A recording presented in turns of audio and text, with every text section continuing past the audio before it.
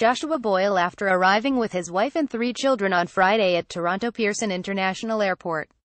Mark Blank, Reuters. Kabul, Afghanistan. The Taliban on Sunday denied an assertion by a freed Canadian hostage that his American wife had been raped during their 5 years of captivity and that their infant had been killed by the Haqqani network, a brutal arm of the Afghan insurgency.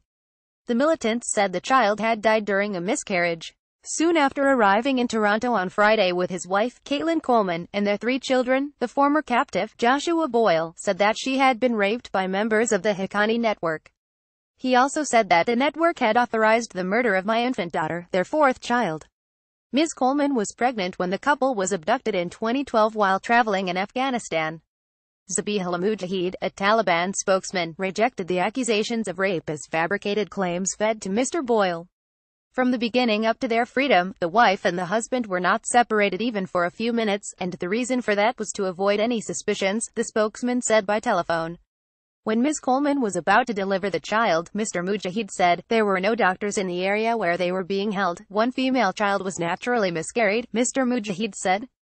No one has intentionally killed the child or carried out any other abuse on them. If that was our plan, they would not have gone home with 3 children. Many questions about the family's travels to Afghanistan, their captivity and their eventual release remain unanswered. Several members of the Taliban leadership reached by phone repeated the lines put out in their statement without offering new details. Mr. Mujahid also declined to talk about how the couple had been freed, saying that only the few people guarding them had details of the release and that he was still trying to reach those people. Pakistani officials have said that the family was freed in northwestern tribal areas of the country after their forces acted on intelligence provided to them by the United States. At a news conference, Maj.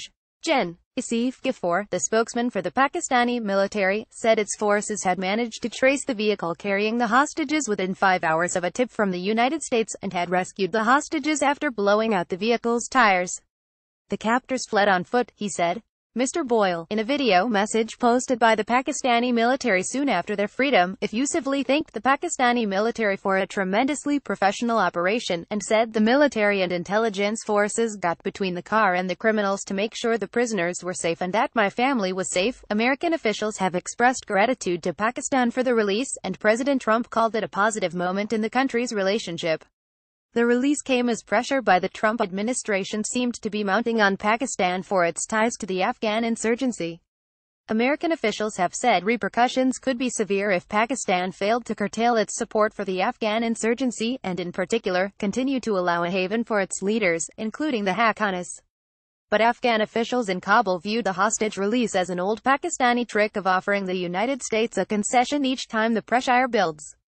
A senior Afghan official said that 2.5 years ago, its intelligence service had concluded that the family had been moved across the border into Pakistan, and that the information had been shared with the Americans.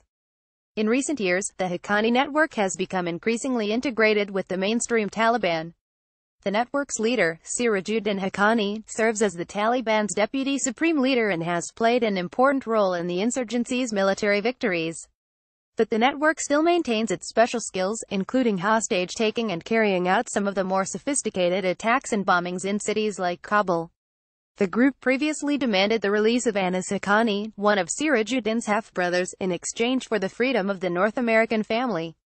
The Haqqanis are believed to be still holding Kevin King, a professor of the American University of Afghanistan who was kidnapped in Kabul in 2016, and another American, Paul Overby, whose family said the Haqqanis abducted him in 2014 after he tried to interview the group's leader. Timur Shah contributed reporting from Kandahar.